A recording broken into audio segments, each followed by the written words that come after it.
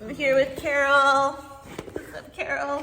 Hi. Literally, she just was like, road to the games, huh? What are you doing, Kira?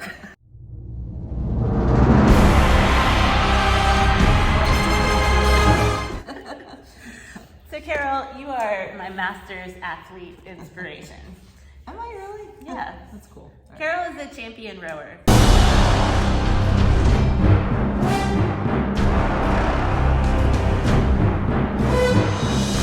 What do you think about me and Crystal trying to get to the games? Number one. I think aspirations and goals are key to motivation, number one. And it really doesn't matter when you start in life. I know many athletes that I have taught how to scull who are Masters Nationals at this point. So don't ever let somebody, just because you're here, if your target's here, you just little progressions. And one of my big things is winning doesn't mean you have to win.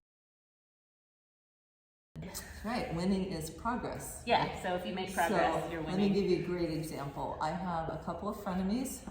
We've been racing each other since all rowers are frenemies. I don't know what this is. We're all frenemies. So Charlotte Hollings, roommate in college, speedy, runs her own camp, Olympic medalist. If I can get within 30 seconds of her, that's a win. Yeah. Right? Yeah. It used to be a minute. Being within a minute was a win. Oh yeah. So my target, so I'm creeping up on her. You also posted a thing about compound interest. Oh yeah, 1% per day. If you get 1% better per day, you end up getting... I preach that to the kids that I coach, because if you just stay where you are and you kind of maintain 2 days, 3 days a week, and you're going to maintain, but you're going to stay right here. And everybody who improves, it's an exponential logarithmic scale, and it doesn't have to be a particular skill. It could be 1% mental resilience.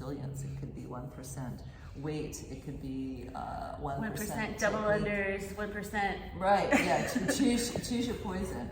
I love that, and I think in later videos I'm going to talk about how hard it is to get better 1% per day, even though Carol's making it sound simple and easy. It's not easy. The better you get, the harder it is.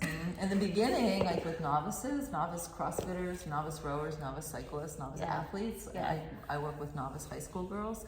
It's so easy to see this huge increase in curve, and then they kind of get to the end of the season and they're struggling. What's your advice for when you're good enough to not get noticeably better every day? Because you're that good. I have to say, when I was in Sweden for 2 months with my daughter, I was kind of training in a box by myself most of the time. And it was fun because it was all in kilograms, so it was like this new novel thing. And I was like, oh, why does this feel easier? Finding the fun. Yeah. It always has to be fun. Because sometimes I get a little too grim. I get a little too like, oh, this is so hard and serious, and I'm gonna train for the games. And like, yeah, I have such better results when I'm like, I get to do this. Relax, I'm gonna try something. You have gratitude for the physical ability that you have. Yeah. The crew that I coach, they're not ready to race yet, but a lot of the crews are, and they had their first race last weekend. And some of the girls that I work with out of season, really strong athletic kids, probably should have won their race, but they didn't. Wilson beat them, not by a lot, but they were kind of disappointed. And I looked at them, I was like, Lily, Lauren, did you have fun? And they looked at me and went, actually, yeah, racing. That's awesome. I said, okay, as long as you had fun, the results will come with that. So don't ever lose the fun. That doesn't mean not hard. Those two things are not synonymous. Yeah, at Tinner Hill, hard and fun go together, and that is not a dirty joke. It's just the truth.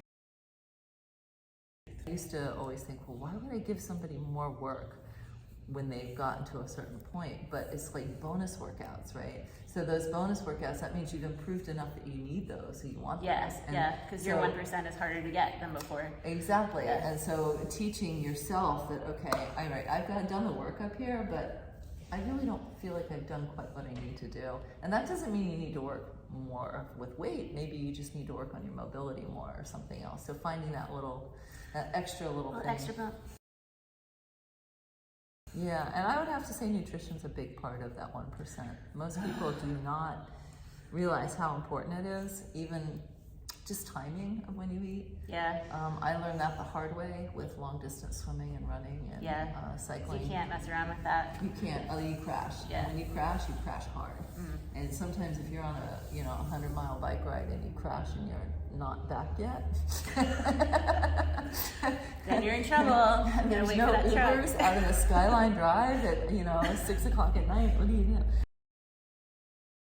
I think recovery is really important too. I have over the years overtrained, and that's one of the reasons I wear a heart rate monitor all the time when I'm working out, because if I have a propensity to go too hard sometimes and don't recover enough, and it has bit me in the ass a few times. Yeah, so overtraining is real, and usually it is too much cardio or lifting too heavy for where you are right there and then. You just gotta be careful not to hurt yourself. Luckily, I haven't gotten close to overtraining. Still working up to overtraining.